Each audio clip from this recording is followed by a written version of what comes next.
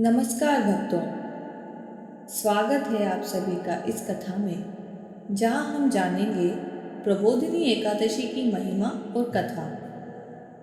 यह दिन भगवान विष्णु के जागरण का दिन है जो हर भक्त के जीवन में एक नई ऊर्जा और आस्था का संचार करता है। एकादशी का व्रत सभी पापों को हरने वाला और जीवन में सुख शांति और समृद्धि लाने वाला है।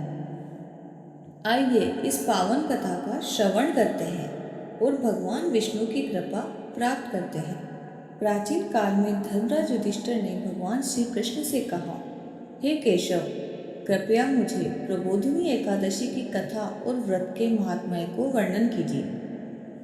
भगवान श्री कृष्ण ने कहा, हे राजन, यह एकादशी अत्यंत पुण्यदायिनी और समस्त पापों का नाश करने वाली है। इसका व्रत करने से जन्म जन्मांतर के पाप मिट जाते हैं और मनुष्य को मोक्ष प्राप्त होता है। एक बार शंखासुर नामक महादैत्य अपने अत्याचारों से त्रिलोक को त्रस्त कर रहा था।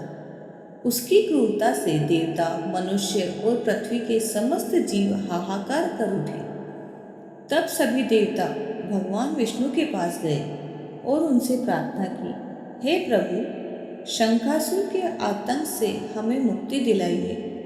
देवताओं की प्रार्थना सुनकर भगवान विष्णु ने शंखासुर से घोर संग्राम किया और अंततः उसे मार गिराया। लेकिन शंखासुर से इतने लंबे युद्ध के बाद भगवान विष्णु थकान से चूर हो गए और उन्होंने विश्राम करने का निर्णय लिया।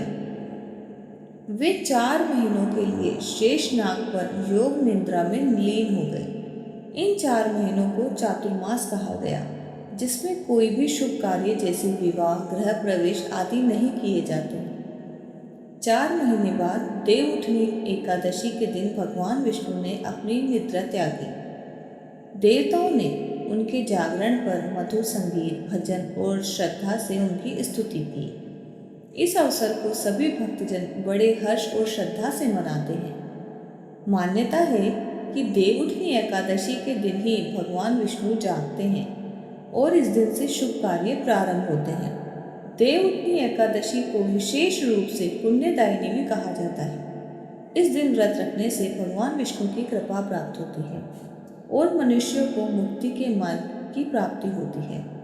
व्रतधारी को संपूर्ण दिन उपवास करना चाहिए और भगवान विष्णु की पूजा अर्चना करनी चाहिए। मान्यता है कि जो इस दिन विधि पूर्वक व्रत करता है उनके सब दुख दूर हो जाते हैं और उसे भगवान विष्णु का आशीर्वाद प्राप्त होता है। व्रत की विधि: प्रबोधिनी एकादशी के दिन सुबह जल्दी उठकर स्नान आदि के बाद भगवान विष्णु का ध्यान करें और व्रत का संकल्प लें। संकल्प करते समय भगवान से प्रार्थना करें कि यह व्रत उनके लिए मंगलमय हो।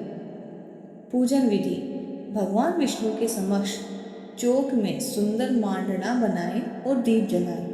पूजन के लिए विष्णु जी की मूर्ति को गंगाजल, पंचामृत, फूल और ऋतुफल अर्पित करें। भगवान को चावल, तुलसी के पत्ते और विशेषकर पंजीरी का भोग लगाएं। विष्णु सहस्त्रनाम का पाठ करें। इस दिन विष्णु सहस्त्रनाम या मद् भगवत गीता का पाठ विशेष फलदायी माना जाता है। इसे करने से भगवान की विशेष कृपा प्राप्त होती है। प्रबोधिनी एकादशी पर भगवान विष्णु के जागरण हेतु भजन कीर्तन का आयोजन करें। मंत्रोच्चारण और भक्ति गीतों से वातावरण को पवित्र और भक्तिमय बनाएं। मान्यता है कि इस एकादशी पर रात्रि जागरण करना भी अत्यंत फलदायी है। भक्तों को पूरी रात भगवान विष्णु के भजन और कीर्तन में लीन रहकर जागरण करना चाहिए। अगले दिन द्वादशी के समय ब्राह्मण भोजन कराकर दान दक्षिणा देकर व्रत का पारण करें। इस दिन अन्नदान करना भी अत्यंत पुण्यदायक माना जाता है। भगवान श्री कृष्ण ने युधिष्ठिर को बताया कि जो भक्त श्रद्धा और भक्ति से इस व्रत का पालन करते हैं वे समस्त पापों से मुक्त हो जाते हैं और उन्हें विष्णु लोक की प्राप्ति होती है।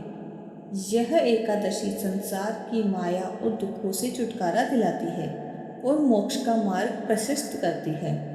जिन लोगों के जीवन में अनेक बाधाएं आती हैं और जो मानसिक शांति की खोज में हैं, उनके लिए यह व्रत अत्यंत कल्याणकारी माना गया है। प्रबोधिनी एकादशी व्रत का महत्व अनंत है। भगवान विष्णु का आशीर्वाद प्राप्त करने के लिए इसे विधि पूर्वक मनाना चाहिए। भक्तों को इस दिन संपूर्ण श्रद्धा और विश्वास के साथ भगवान विष्णु की पूजा करनी चाहिए और व्रत का पालन करना चाहिए। इस व्रत का अनुष्ठान आपके जीवन में शांति, समृद्धि और सुख लेकर आएगा और आपको भगवान की कृपा प्राप्त होगी। यदि आपको हमारी ये कथा और व्रत की विधि पसंद आई हो तो कृपया हमारे चैनल को सब्सक्राइब करें और इस वीडियो को लाइक और शेयर जरूर करें ताकि अधिक से अधिक लोग इस पवित्र कथा से लाभान्वित हो सकें।